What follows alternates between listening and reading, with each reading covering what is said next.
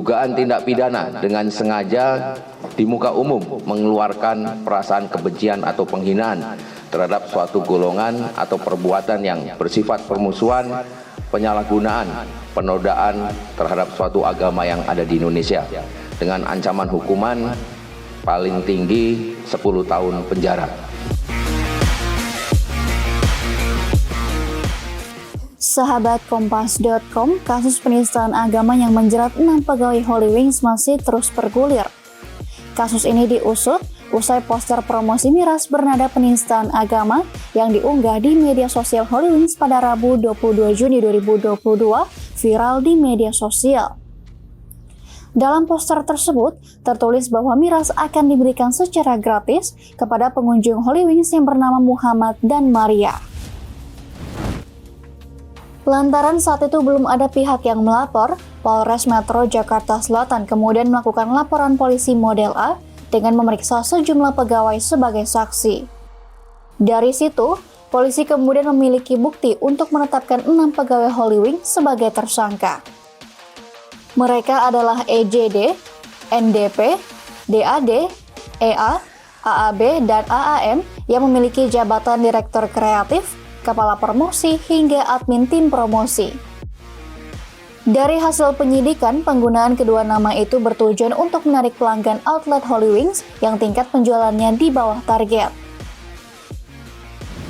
Adapun motif dari para tersangka adalah mereka membuat konten-konten tersebut untuk menarik pengunjung datang ke outlet HW, khususnya di outlet yang persentase penjualannya di bawah target 60%. Terkait kasus dugaan penistaan agama ini, polisi kemudian menjerat para tersangka dengan 3 pasal sekaligus.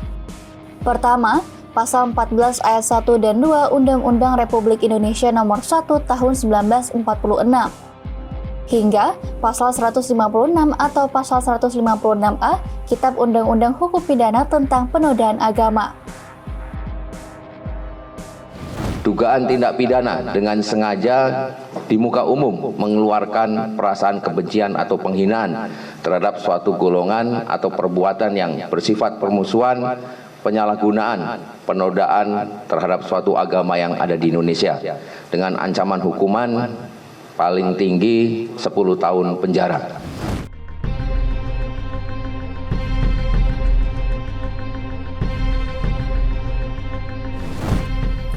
Usai kasus ini ramai, manajemen Holy Wings Indonesia pun akhirnya meminta maaf kepada publik. Permintaan maaf itu diunggah lewat akun Instagram resmi Holy Wings Indonesia pada Kamis 23 Juni 2022. Dalam keterangan itu, pihak manajemen berdalih bahwa kegiatan promosi itu dibuat dan dijalankan oleh tim promosi tanpa sepengetahuan manajemen.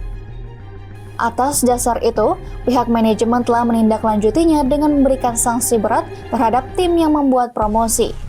Selain itu, mereka juga mengaku tak bermaksud mengaitkan unsur agama dalam kegiatan promosi tersebut.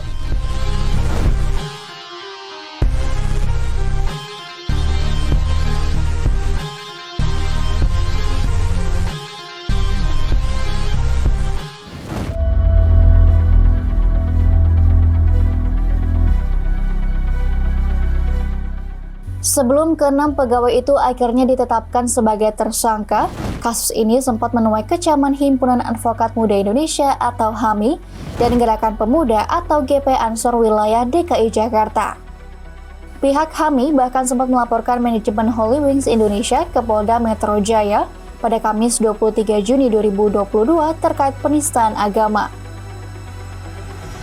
Setelah ada Jumat, kita kumpul lagi sama pimpinan, Ansor, Ansor, Kantor Wil, sama Ucap, disuruh kita tingkatkan untuk memastikan kesiapan, kesediaan, dan tidak ada penyusup.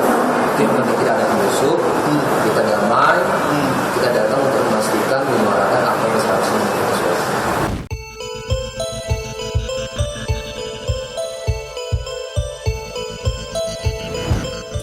Bukan hanya menjerat para karyawannya, pihak manajemen Holywings Indonesia juga terkena imbasnya.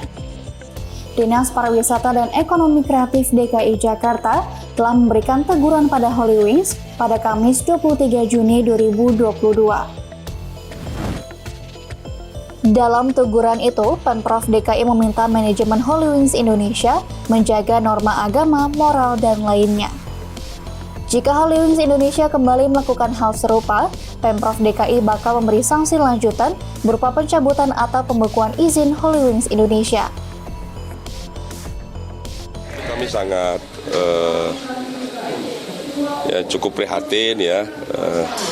Kita berharap ke depan semua, apalagi KP-KP, janganlah ya menjadikan nama Nabi ya, Muhammad, juga Bunda Maria ya dijadikan sebagai alat ya untuk promosi. Ya betul, nanti memang dari Dinas Pariwisata nanti akan menindaklanjutinya.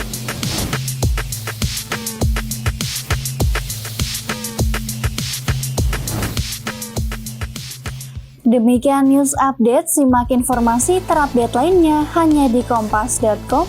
Jernih melihat dunia.